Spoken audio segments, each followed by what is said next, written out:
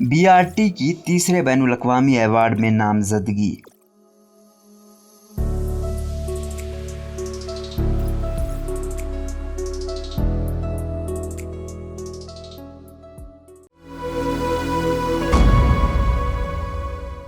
انیلا خالد کے مطابق صوبہ خیبر پختونخوا حکومت کا زو پشاور کے نام سے مشہور BRT منصوبہ $2.5 لاکھ انعام کے لیے دنیا کے بہترین منصوبوں میں شامل کر لیا گیا ہے۔ دنیا بھر سے پیش کردہ منصوبوں میں منتخب ہونے والے 5 فائنلسٹوں کی فہرست میں یہ منصوبہ شامل ہونے کا اعلان گزشتہ روز 29 جون کو پولینڈ میں منعقدہ ورلڈ اربن فورم کے 11ویں سیشن میں ہوا۔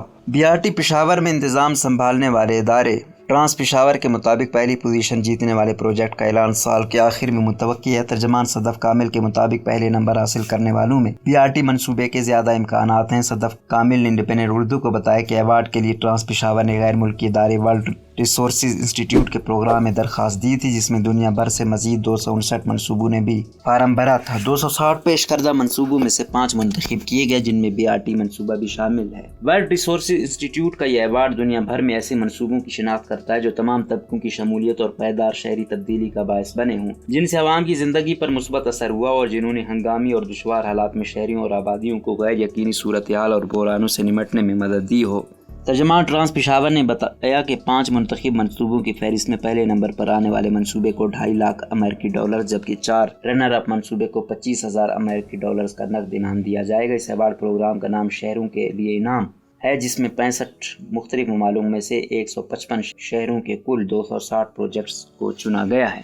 مخالفین کی تنقید۔ انڈیپینڈنٹ اردو کی جانب سے سوال کیا گیا کہ اپوزیشن اس سے قبل BRT کو ملنے والے ایوارڈ پر اچھا خاصا تنقید کر چکی ہے، یہاں تک کہ پاکستان مسلم لیگ کے رکن خیبر پختونخوا اسمبلی نے اس کو جعلی ایوارڈ قرار دیتے ہوئے کہا تھا کہ ٹرانس پشاور نے بین الاقوامی ٹھیکیدار ادارے کی ملی بھگت سے اس کو حاصل کیا ہے، تو اس طرح کی پرانی اور نئی آنے والی تنقید کا دفاع ٹرانس پشاور کس طرح کرنا چاہے گا؟ سوال کے جواب میں ادارے کی ترجمان صدف کامل نے کہا کہ ایوارڈ دینے والا ادارہ اکثر غیر جانبدار اور بین الاقوامی ادارہ ہے، جس کی جیوری میں دنیا کے مختلف نامی گرامی ادارے شامل ہیں۔ یہ ادارے جدت، براہ راست اثرات اور بالواسطہ دور رس اثرات کے تحت منصوبوں کو پرکھتے ہیں۔ پرکھنے والی ٹیمیں UNESCO, world bank, world economic forum, international finance corporation, ICRC، UNHCR بشمول Australian national university, university of Pennsylvania اور دیگر بڑی عالمی یونیورسٹیوں و تنظیمیں شامل ہوتی ہیں۔ ترجمان نے بتایا کہ BRT کو پہلا ایوارڈ گولڈ سٹینڈرڈ ایوارڈ ایک امریکی ادارے کی جانب سے ملا تھا، جبکہ دوسرا ایوارڈ سسٹینیبل ایوارڈ ملا تھا اور وہ بھی ایک امریکی ادارہ تھا۔ یہ تیسرا ایوارڈ نہ صرف BRT کے لیے ایک اعزاز ہے بلکہ پاکستان اور صوبہ خیبر پختونخوا کے لیے بھی بہت بڑا اعزاز ہے۔